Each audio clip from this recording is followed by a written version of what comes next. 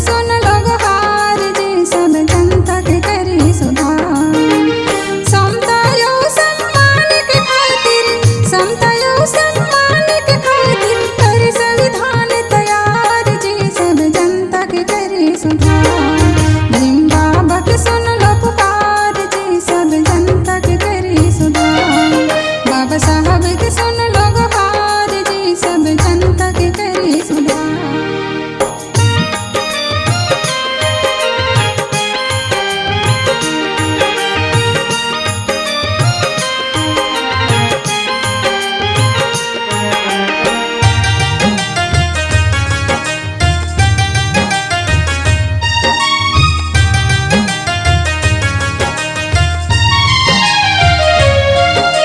बाबा साहब हर कानून पढ़ के मिशन आगे बढ़ाई। गरीब दुखिला पढ़ा लिखा के शिक्षित सब न बनाई।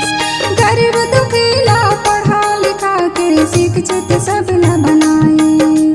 जब बाबा साहब अम्बेडकर संविधान के रचना सन 30 अगस्त 1947 के लिखे के तैयारी करी और दिन रात मेहनत करके भारतीय संविधान ला लिख करके समता, स्वतंत्रता और बंधुता और न्याय के काबिल बनैलिस। बाबा साहब हर कानून पढ़ के मिशन आगे बढ़ाई। गरीब दुखिला पढ़ा लिखा के शिक्षित सब न बनाई। गरीब दुखिला पढ़ा लिखा के शिक्षित सब न बनाई। ऊंच नीच भेदभाव मिटाई बर, ऊंच नीच भेदभाव मिटाई बर मन मां कर से विचार गाय सब जनता के करी सुधार। भीम बाबा के सुन लो पुकार जी सब जनता के करी सुधार। बाबा साहब के कर लो गुहार जी सब जनता के करी सुधार।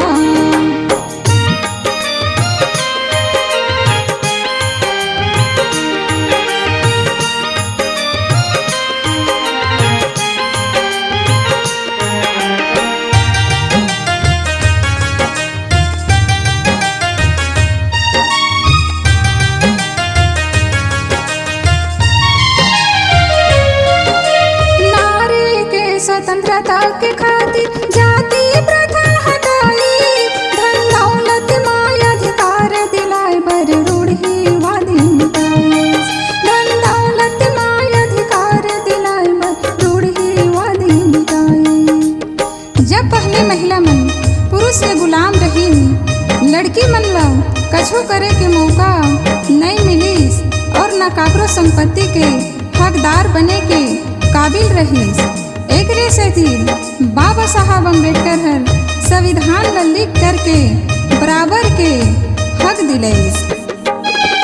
नारी के स्वतंत्रता के खातिर जाति प्रथा हटाई। धन दौलत माय अधिकार दिलाए पर रूढ़िवादी मिटाई। धन दौलत माय अधिकार दिलाए पर रूढ़िवादी मिटाई। मानव मानव एक बना के, मानव मानव एक बना के नारी करी सुपकार गाय सब जनता की करी सुधार। भीम बाबा के सुन लो पुकार जी सब जनता की करी सुधार। बाबा साहब के कर लो गुहार जी सब जनता की करी सुधार।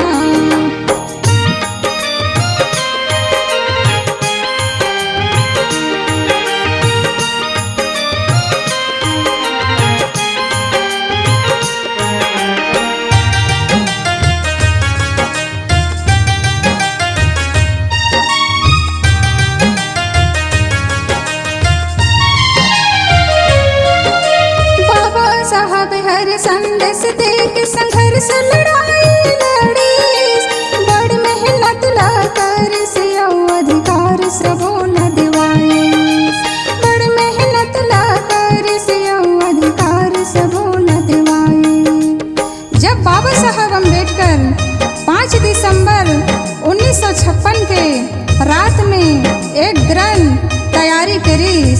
बौद्ध धर्म ला लिख करके तैयार करके न्याय के माध्यम से भगवान बुद्ध ला और ओकर धर्म ला अपनाई बर कहिस। बाबा साहब हर संदेश देख संघर्ष लड़ाई लड़ी, बड़ मेहनत ला कर से अधिकार सबो न दिवाई, बड़ मेहनत ला कर से अधिकार सबो न दिवाई। बौद्ध धर्म ला ग्रहण करो तुमन, बौद्ध धर्म ला ग्रहण करो तुम, भीम के करो जयकार गा सब जनता की करी सुधार। भीम बाबा की सुन लो